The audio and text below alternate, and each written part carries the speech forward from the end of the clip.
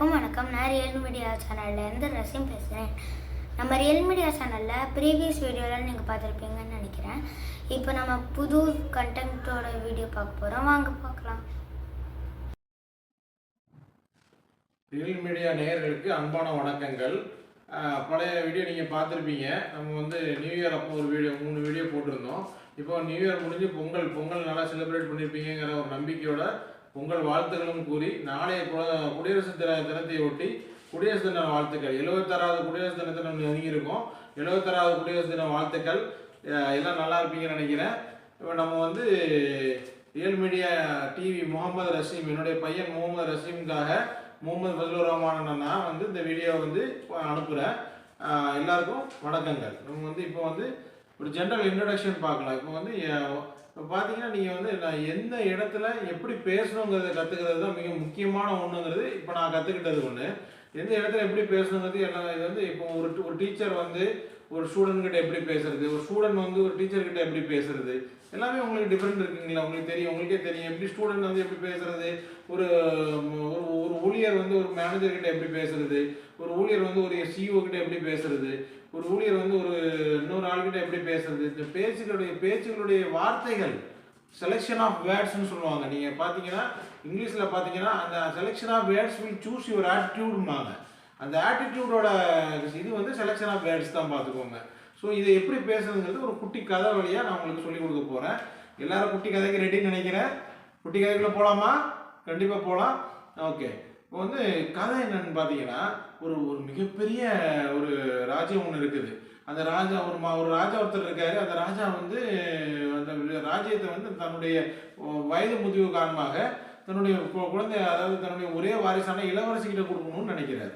ஆனால் இளவரசி ரொம்ப துடுக்காகவும் ரொம்ப ஸ்ட்ரைட் ஃபார்வர்டாக பேசுகிறாகவும் ரொம்ப ரொம்ப துடுக்கான ஆளாக இருக்கிறதுனால ஆனால் ராஜாவுக்கு ஒரு ஹெசிடேஷன் இருக்குது. இங்கே ரொம்ப ஸ்ட்ரைட் ஃபார்வர்டாக பேசிடுவாங்களோ, இவங்க இந்த மாதிரி நடந்துருவாங்களோ, இது எப்படி நம்ம சமாளிக்கிறது அப்படிங்கிறத இது பண்ணுறதுக்காக அவர் என்ன பண்ணாரு, யோசனையில் இருக்கிறோன்னா ஒரு மந்திரி வரார். மந்திரி வந்தாலும் மந்திரிட்ட கேட்குறாரு, நான் ரொம்ப வயது முதிர்வு அடைஞ்சிட்டேன், எனக்கு வயது முதிர்வு மாதிரி தெரியுது, நான் ஒரு இளவரசிக்கிட்ட இதை நான் ஹேண்டில் பண்ணணும்னு நினைக்கிறேன். ஆனால் என்னுடைய மகள் ரொம்ப ஒரு துடுக்கான ஒரு பெண்ணாக இருக்கிறாங்க, ஸ்ட்ரெயிட் ஃபார்வர்டாக இருக்காங்க.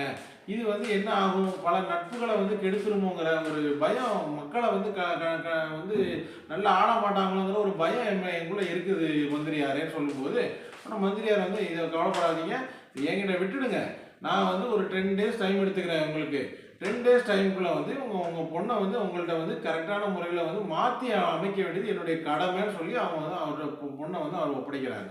சரிங்களா? இப்போ இளவரசி மந்திரியார் இளவரசியை கூப்பிடுறாங்க. இளவரசியார் மன்னர் என்ன சொன்னாங்கன்னு இந்த இளவரசி கேட்குறாங்க. உடனே மந்திரி சொல்கிறாரு, இளவரசியார் மன்னர் என்ன நினைக்கிறாருன்னா அவர் வயது முதிர்வு அடைஞ்சிட்டாரு அப்படிங்களா? நீங்கள் பார்க்குறீங்க அவங்க வயது முதிர்வு அடைஞ்சிட்டாங்க, எவ்வளோக்குள்ள ஒர்க் பண்ணுறாங்க, ஈவினிங் ஒர்க் எல்லாம் நிறைய ஒர்க் பண்ணுறாங்க. அப்படி பார்க்கும்போது இளவரசியார்கிட்ட கொடுத்துடலாமான்னு பார்க்குறாங்க. ஆனால் உங்களுக்கு ஒரு சில நான் டெஸ்ட் வைக்கிறேன், அந்த டெஸ்ட்டில் நீங்கள் பாஸ் ஆகிட்டீங்கன்னா நீங்கள் தான் இந்த ராஜ்யத்தை அழகான ராஜ்யத்தோட இளவரசி ராணி அப்படின்னு சொல்லிடுறாங்க. அதுக்கு நான் என்ன பண்ணணும் மந்திரியாரே சொல்லுங்கள், நான் கண்டிப்பாக செய்கிறேன் அப்படின்னு இளவரசியும் கேட்குறாங்க. அப்படி கேட்கும்போது ஒரு சின்ன ஒரு டெஸ்ட்டு, நீங்கள் நம்மளோட ராஜ்யத்திலேருந்து வெளியேறி ஒரு பக்கத்து ராஜ்யத்தில் ஒரு 10 நாள் ஸ்டே பண்ணிவிட்டு அந்த நாட்டோட இப்போ என்ன பார்த்தீங்கிறத என்கிட்ட சொல்லணும் அப்படிங்கிறத உங்களுக்கு கொடுக்கப்பட்டார். இவ்வளோதான் நான் இளவரசியார், இதை நான் பண்ண மாட்டேன்னு நினைக்கிறீங்களா? கண்டிப்பாக நான் போகிறேன் அப்படின்னா உடனே தங்க பல்லக்கு ரெடி ஆகுது. இளவரசியார் உள்ளே ஏறுறாங்க. இளவரசியாரை தூக்கிட்டு தங்க பல்லக்கில் மக்கள் தூக்கிட்டு கொண்டு போய் நாட்டோட எண்டில் கொண்டு விடுறாங்க, ராஜ்யத்தோட எண்டில் கொண்டு விடுறாங்க. விட்ட உடனே அவங்க அடுத்த ராஜ்யத்துக்கு போகிறாங்க. அடுத்த ராஜ்யத்துக்கு போகும்போது அடுத்த ராஜ்யத்தில் என்ன நடக்குதுங்கிறத அவங்க பார்க்கணுங்கிறது தான் டாஸ்க்கு. அப்படின்னா உள்ளே போகிறாங்க. உள்ளே போனோடனே அங்கே பார்த்தீங்கன்னா வானரம்னு சொல்லுவாங்க.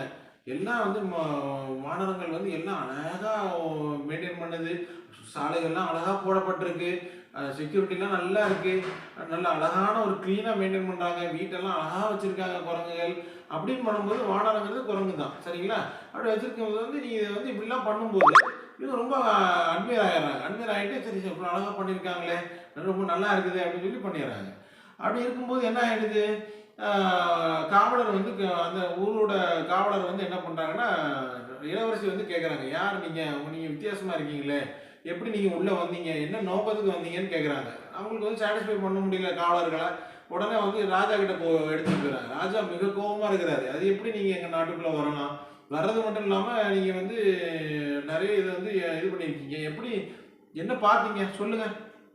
ராணி யார ராணி சொல்கிறாங்க, நான் பக்கத்து நாட்டு ராணி, நான் வந்து இங்கே வந்து கற்றுக்கிறதுக்காக வந்தேன், எங்கள் மந்திரியார் வந்து இந்த மாதிரி டாஸ்க் கொடுத்தாங்க, கற்றுக்கிறதுக்காக வந்தேன். அப்படிங்கும்போது அப்படிங்களா, அப்போ நீங்கள் என்ன பார்த்துக்கிங்கிறது என்கிட்டயே சொல்லுங்கள், மந்திரியாருக்கு முன்னாடி நானும் கேட்டுக்கிறேன்னு சொல்லும்போது வானரம்லாம் வந்து சாலைகளை போட்டிருக்கு, குரங்குலாம் வந்து ரொம்ப க்ளீனாக வச்சுருக்கு, குரங்குலாம் வந்து அழகாக வந்திருக்கு, நீங்கள் குரங்கோட தலைவர், நீங்கள் குரங்கு ரொம்ப அழகாக மெயின்டைன் பண்ணியிருக்கீங்கன்னு சொன்னோன்னா நான் ஏற்கனவே ராஜாவுக்கு கோவம். இப்போ திரும்ப குரங்குன்னு சொன்னதுனால ராஜாவுக்கு கூட கொஞ்சம் கோவம் வந்து நம்ம பெண்மணியை வந்து சிறையில் அடைங்க அப்படின்னு சொல்லிடுறாங்க. பெண்மணியை சிறையில் அடைங்கன்னு சொன்னால பெண்மணி வந்து இளவரசி வந்து சிறையில் அடைக்கப்படுறாங்க. ஒரு 10 நாட்கள் நகருது. அந்த பக்கம் பார்த்தீங்கன்னா மந்திரியோட திங்கிங் எப்படி இருக்குது, நம்ம 10 நாளாக அனுப்பிவிட்ட இளவரசி எந்த விதமான தகவலும் இல்லை, 10 நாள் ஆகிடுது, என்ன பண்ணுறாங்களோ தெரியல இப்படின்னு அவங்க யோசிச்சுட்டு இருக்காங்க. அவங்க யோசிச்சுட்டு இருக்கும்போது சரி அப்போ இளவரசியை வந்து நம்ம பார்க்க போகலான்னு நான் ராஜாட்ட சொல்லிவிட்டு அவர் அதே மாதிரி ராஜ்யத்தில் தங்க பழக்கில் வந்து இறங்குறாங்க. இறங்கிட்டு ராஜ்யத்துக்குள்ளே போகிறாங்க. ராஜ்யத்தில் போனோன்னா ராஜ்யத்துக்குள்ளே என்ன நடக்குது அங்கேயும் பார்க்குறாங்க, அவங்களும் பார்க்குறாங்க. சில சாலைகள் நல்லா அழகாக போடப்பட்டிருக்கு, நல்லா அழகான சேஃப்டி இருக்குது, செக்யூரிட்டி இருக்குது, வீடுகள்லாம் அழகாக க்ளீனாக இருக்குது, எல்லாமே டிஷ்யூ எல்லாமே அழகாக இருக்குது. என்ன எப்படி அழகாக இருக்குதுன்னு பார்த்துருக்கோம். அதே மாதிரி பாதுகாவலர் வராங்க, வந்தோடனே மந்திரியும் கேஷ் பண்ணிடுறாங்க. இப்போ மன்னர்கிட்ட கொண்டு போகிறாங்க. மன்னருக்கு திரும்பவும் கோவம். மன்னர் வந்து பல இடையூறுகளுக்கு நடுவில் இருக்கிறனால மன்னருக்கு திரும்பவும் கோவம் இருக்கும்போது என்ன மந்திரியார நீங்களும் வந்திருக்கீங்க, என்ன எப்படி வந்தீங்க, நீங்கள் யாரை கேட்டு வந்தீங்கன்னு கேட்கும்போது வந்த நோக்கத்தை வந்து விரிவுபடுத்துகிறாங்க. விரிவுபடுத்தும் போது அவங்க கேட்குறாங்க வந்து அதுக்கு இளவரசி வந்து வந்தாங்க, அவங்க இளவரசின்னு சொன்னாங்க ஒருத்தவங்க. நீங்கள் என்ன சொல்லும்போது மன்னா தலைவா நான் வந்து பார்த்தது வந்து மக்கள் எல்லாம் ரொம்ப சிறப்பாக பணிபுரிகிறாங்க, மக்கள் எல்லாம் சிறப்பாக சாலை போட்டிருக்காங்க, மக்கள் எல்லாம் சிறப்பாக சேஃப்டி பண்ணுறாங்க, மக்கள் எல்லாம் சிறப்பாக செக்யூரிட்டியில் இருக்காங்க, எல்லா மக்களும் ரொம்ப இது மன்னா உங்களால் மட்டும்தான் மன்னா இதெல்லாம் ஆட முடியும்னு சொன்னோன்னா அவர் மனம் குளிர்ந்து மன்னா கேட்குறாரு, உங்களுக்கு என்ன வேணும்னு கேளுங்க, நான் உங்களுக்கு வந்து கொடுக்கறதுக்கு ரெடியாக இருக்குன்னு கேட்கும்போது மன்னர் இல்லையா கொடுத்து சிவந்த கரம்னு சொல்லுவாங்கல்ல, மன்னர் சிவந்த கரம் தானே சொல்லும்போது மன்னர் வந்து என்ன பண்ணுறாரு, நீங்கள் சொல்லுங்கன்னு சொல்லும்போது மந்திரியார் சொல்றாரு, என்னுடைய நாட்டுடைய இளவரசி வந்து உங்களுடைய பிணையில் இருக்காங்க, கைது செய்யப்பட்டிருக்காங்க, அவங்கள வந்து விடுவிச்சிங்கன்னா போதும் அப்படின்னு சொல்கிறாங்க. அப்படிங்களா, சரி ஓகே அதே உங்களுக்கு பரிசு அளிக்கிறேன் அப்படின்னு சொன்னோன்னா ஆனால் நேராக இவங்களும் ஜெயிலுக்கு போகிறாங்க, மந்திரியும் ஜெயிலுக்கு வராங்க, காவலர்களும் வராங்க. ஜெயிலில் வந்து இளவரசியை பார்க்குறாங்க. பார்த்துட்டு இளவரசிகிட்ட கேட்குறாங்க, இளவரசி மந்திரியார்கிட்ட கேட்குறாங்க, என்ன மந்திரியாரே உங்களையும் சிறையில் அடைச்சிட்டாங்களா, என்னையும் சிறையில் அடைச்சிட்டாங்க மந்திரியாரே, என்ன பண்ணுறதுன்னு தெரியல அப்படிங்கும்போது நான் என்னை சிறையில் அடைக்கலாமா, ஏன்னா வந்து உங்களை பிணியிலேருந்து கூட்டு கொண்டு போகிறதுக்காக தான் நான் வந்திருக்கேன் அப்படின்னு சொல்லும்போது அது எப்படி உங்களை விட்டாங்க, என்னையை மட்டும் பிடிச்சிக்கிட்டாங்களே, அது எப்படி பிடிச்சிக்கிட்டாங்க அப்படின்னு சொல்லி கேட்கும்போது நீங்கள் என்ன சொன்னீங்கன்னு சொல்லுங்கன்னு சொல்லும்போது மந்திரியார் கணிக்கிறார். ஸோ அப்படி சொல்லும்போது நீங்கள் எல்லாம் குரங்கு வானரம், குரங்கு மன்னர், குரங்கு மக்கள் அப்படின்னு சொல்லும்போது சிறந்த வார்த்தைகளை யூஸ் பண்ணுறது தான் கரெக்டான ஆட்டிடியூடுக்கான வழிகள் அப்படின்னு அவர் கற்றுக் கொடுக்குறாரு. அப்படியா மந்திரியாரே, இதுதான் உங்களுடைய பாடத்தோட இது நிறைவா, அப்போ நம்ம வந்து இப்போ வந்து கதை வந்து என்ன சொல்லி தருது நம்மளுக்கு சொல்லுங்கள், என்ன selection of words is very important to choose your attitude. என்னென்ன வார்த்தைகளை நம்ம யூஸ் பண்ணுறோமோ அந்தந்த வார்த்தைகள் வந்து எப்படி ஏதாவது உங்களுடைய இமேஜை வந்து கூட்டுது குறைக்குது. ஸோ நீங்கள் எப்படி உங்களுடைய இமேஜை சூஸ் பண்ணிக்கிறது உங்கள் கையிலே இருக்குது. உங்கள்கிட்ட நான் வந்து இந்த கதையை சொல்கிறதுல ரொம்ப பெருமை அடைகிறேன். ரியல் மீடியா ரசிகனுக்கும் ரியல் மீடியா டிவிகளுக்கும் குடியரசு தின 76வது குடியரசு தின வாழ்த்துக்கள். நன்றி, வணக்கம்.